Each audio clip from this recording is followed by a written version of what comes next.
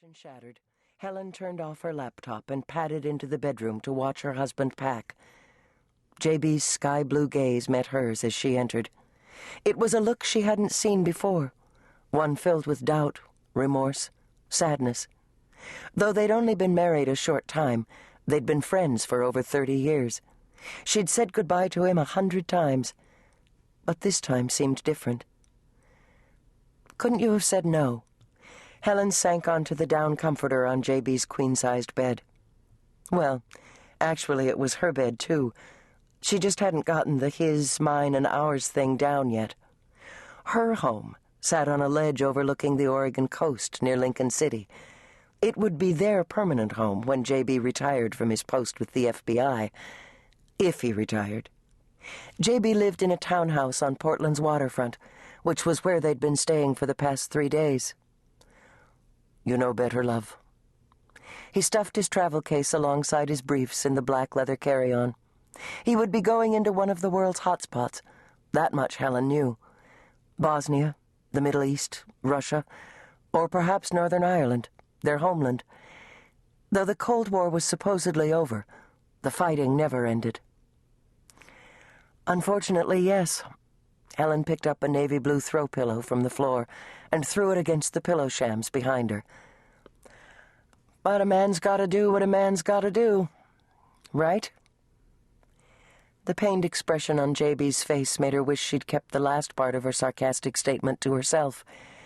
She didn't even know why she'd reacted so strongly to his announcement. It certainly wasn't the first time the government had requested his help overseas, and it probably wouldn't be the last. Before they'd married, she'd taken his departures with a cavalier attitude.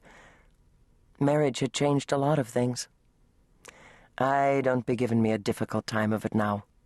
You'd be going too if they'd asked." JB walked to the closet and retrieved a suit jacket and slacks, his large, trim body nearly filling the doorway. Helen didn't bother to deny his retort. They were two of a kind, but that didn't mean she had to like his absence. "How long will you be gone?" JB transferred his suit to the carry-on special hanger. 2 weeks, maybe 3. At least that's what I've been told. I'll try to let you know if it'll be more. His loving gaze caught hers and began to thaw her anger. She didn't want it to, and looked away. "And you still won't tell me what you'll be doing?" Helen swung her legs off the bed and paced to the window, warming herself in the wide swatch of morning sun. "Helen, you of all people should understand. I can't tell you anything at this point." His broad shoulders rose and fell. "At any rate, I don't have all the details yet myself."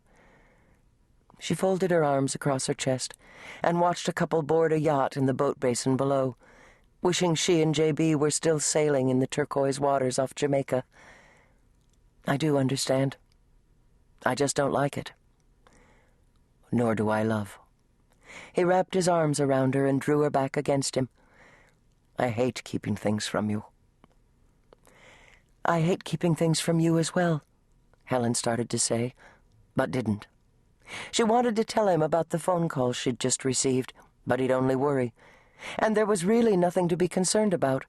She'd meet the mysterious caller, this Irene who insisted her husband had been murdered, hear what she had to say, then come home. Simple. Or was it? Helen had awakened that morning in an odd mood, and might have blamed it on PMS if she hadn't had a hysterectomy a few years back. She knew better than to pass off her instincts as nothing. Something terrible was about to happen. She'd had a similar feeling before Ian's death. Helen thought for a moment about begging JB to stay, but only for a moment. "Shouldn't you be going?" she asked. "Your flight leaves in an hour." "The limo will be here soon, but I can't go knowing you're angry with me." Helen turned in his arms and placed her hands on each side of his handsome face, then wove them into his silver hair. "I'm not angry with you, darling. Not really. I'm angry with the government for taking you away from me so soon."